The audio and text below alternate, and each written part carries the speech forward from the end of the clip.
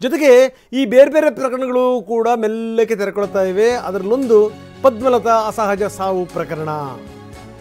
ಪದ್ಮಲತಾ 1986ರಲ್ಲಿ ಆಕೆ ಸಾವನ್ನಪ್ಪಿದ್ರು. ಕಾಲೇಜಿಗೆ ಹೋಗಿ ವಾಪಸ್ ಬರ್ತಿರುವಂಥ ಸಂದರ್ಭದಲ್ಲಿ ಆಕೆ ಸಾವನ್ನಪ್ಪಿದ್ರು. ಈಗ ಪದ್ಮಲತಾ ಅವರ ಸಹೋದರಿ ಇಂದ್ರಾವತಿ ದೂರು ಕೊಟ್ಟಿದ್ದಾರೆ. ಮರುತನಿಖೆ ಮಾಡಿ ಎನ್ನುವಂಥ ದೂರು. ನಾವು ಆಕೆಯ ಫೋಟೋವನ್ನು ತೋರಿಸ್ತಾ ಇದ್ದೀವಿ.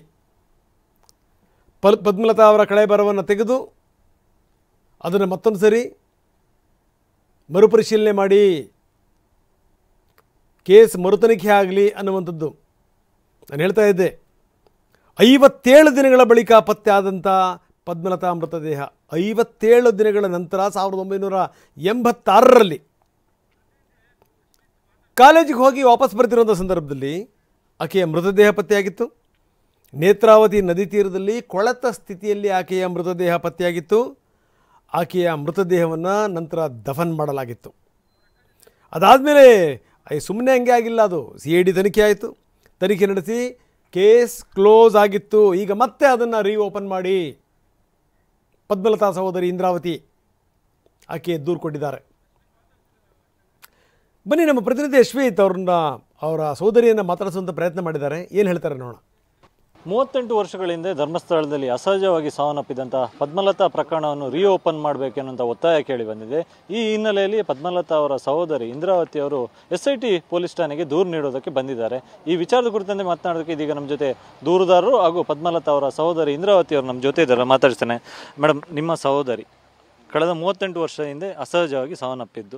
ಸೊ ಮತ್ತೆ ಈ ಕೇಸ್ ರೀಓಪನ್ ಮಾಡಬೇಕು ಅಂತ SITಗೆ ದೂರ ಅರ್ಜಿ ಕೊಡೋದಕ್ಕೆ ಬಂದಿದ್ದೀರಿ. ಸೊ ದೂರ ಅರ್ಜಿಯಲ್ಲಿ ಏನು ಮೆನ್ಷನ್ ಮಾಡಿದ್ರು ಮತ್ತು SIT ಅಧಿಕಾರಿಗಳು ಏನು ಹೇಳಿದ್ದಾರೆ? ನನ್ನ ತಂಗಿ 1986 ಡಿಸೆಂಬರ್ 22ರಂದು ವಿಜಯ ಕಾಲೇಜಿಗೆ ಹೋದವಳು ವಾಪಸ್ ಧರ್ಮಸ್ಥಳ ಬಸ್ ಸ್ಟ್ಯಾಂಡಲ್ಲಿ ಬಂದು ಇಳಿದಾಳೆ. ಮತ್ತೆ ಎಲ್ಲಿ ಹೋಗಿದ್ದಾಳೆ ಗೊತ್ತಿಲ್ಲ. ಆ ಟೈಮಲ್ಲೆಲ್ಲ ಹುಡುಕಾಡಿದ್ರು, ಪೊಲೀಸ್ ಕಂಪ್ಲೇಂಟ್ ಎಲ್ಲ ಆಯಿತು. ಸುಮಾರು 2 ತಿಂಗಳು, ಅಂದರೆ 57 ದಿವಸ ಅವಳ ಬಾಡಿ ಸಿಕ್ಕಿತ್ತು. ಅಂದರೆ ಅದು ಮೂಳೆ ಎಲ್ಲ ಇತ್ತಷ್ಟೇ. ಮತ್ತು ಅವಳು ಹಾಕಿದ್ದ ಡ್ರೆಸ್, ಕೊಳೆತು ಹೋಗಿದ್ದ ಶರೀರ, ಅವಳು ಹಾಕಿದ್ದ ಡ್ರೆಸ್ ಮತ್ತು ಅವಳ ಕೈಯಲ್ಲಿದ್ದ ವಾಚ್ ಇದ್ದದ್ರಿಂದ, ಮತ್ತು ಅವಳ ಕೈಗಾಲನ್ನೆಲ್ಲ ಕಟ್ಟಿದ್ರು. ಹಾಗೆ ಅವಳ ಕೈಯಲ್ಲಿದ್ದ ವಾಚ್ ಮತ್ತು ಅವಳ ಬಟ್ಟೆ ಆಧಾರಲ್ಲಿ ನಾವು ಅವಳು ಅಂತ ಗುರುತಿಸಿಕೊಂಡೆವು. ಈಗ SIT ಅಧಿಕಾರಿಗಳಿಗೆ ದೂರು ಕೊಡೋಕೆ SIT ಅಧಿಕಾರಿಗಳು ಏನು ಹೇಳಿದರು? SIT ಅಧಿಕಾರಿಗಳು ಸಿಗಲಿಲ್ಲ ನಮಗೆ, ಆಫೀಸರ್ ಇಲ್ಲಂತೆ. ಅವರು ಬಂದ ನಂತರ ತಿಳಿಸ್ತಾರಂತೆ, ಆವಾಗ ಹೋಗಿ ಕೊಡ್ಲಿಕ್ಕೆ ಹೇಳಿದರು ಅರ್ಜಿ. ನಿಮಗೆ ಅದೇ ಆ ಟೈಮಲ್ಲಿ ಕೊಲೆಯಾದ ಸ್ಥಿತಿಯಲ್ಲಿ ಪತ್ತೆ ಆದಂಥ ಟೈಮಲ್ಲಿ ನಿಮ್ಗೆ ಏನು ಅನುಮಾನ ಇತ್ತು ಅಂತ? ಅವಳನ್ನು ಯಾರೋ ಕಿಡ್ನ್ಯಾಪ್ ಮಾಡಿ ಕೊಲೆ ಮಾಡಿದ್ದಾರೆ ಅಂತ ಡೌಟ್ ಇತ್ತು ನಮಗೆ. ಆ ಟೈಮಲ್ಲಿ CID ತನಿಖೆಗೂ ಕೂಡ ವಹಿಸಲಾಗಿದೆ. ಸೊ CID ಅವರು ಏನು ಹೇಳಿದರು ಆ ಟೈಮಲ್ಲಿ? ತನಿಖೆ ಮಾಡಿ ಏನು ರಿಸಲ್ಟ್ ಸಿಕ್ತು?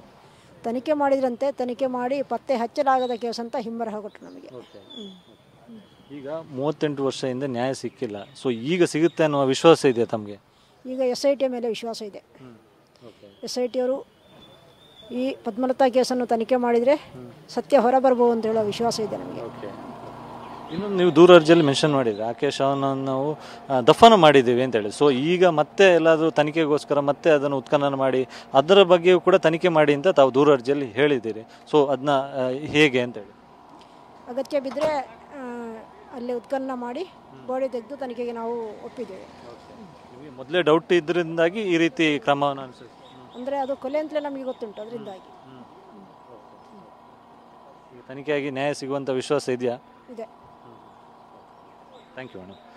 ಇದಿಷ್ಟು ಪದ್ಮಲತಾ ಅವರ ಸಹೋದರಿ ಇಂದ್ರಾವತಿ ಅವರು ಹೇಳಿರುವಂಥ ಮಾತು. ಈಗಾಗಲೇ ಆಕೆಯ ಶವವನ್ನು ನಾವು ದಫನ ಮಾಡಿದ್ದೇವೆ. ಸೊ SIT ಅವರು ಈ ಬಗ್ಗೆ ತನಿಖೆ ಮಾಡಿ ಅಲ್ಲಿ ಉತ್ಖನನ ಮಾಡಿ ಆಕೆಯ ಮೃತದೇಹವನ್ನು ತೆಗೆದು ಆ ಮೂಲಕವೂ ಕೂಡ ತನಿಖೆ ಮಾಡ್ಬೋದು. ಮತ್ತು ನಾನು ಕೂಡ ಸಾಕ್ಷಿದಾರನಾಗಿ ಬರ್ತೇನೆ. ಸೊ ಈ ನಿಟ್ಟಿನಲ್ಲಿ ದೂರ ಅರ್ಜಿಯನ್ನು ನೀಡೋದಕ್ಕೆ SIT ಕಚೇರಿಗೆ ಪದ್ಮಲತಾ ಅವರ ಸಹೋದರಿ ಇಂದ್ರಾವತಿ ಅವರು ಬಂದಿರತಕ್ಕಂಥದ್ದು. ಕ್ಯಾಮ್ರಾ ಪರ್ಸನ್ ವಿಲ್ಫೆ ಜೊತೆ ಅಶೋಕ್, TV9 ಧರ್ಮಸ್ಥಳ.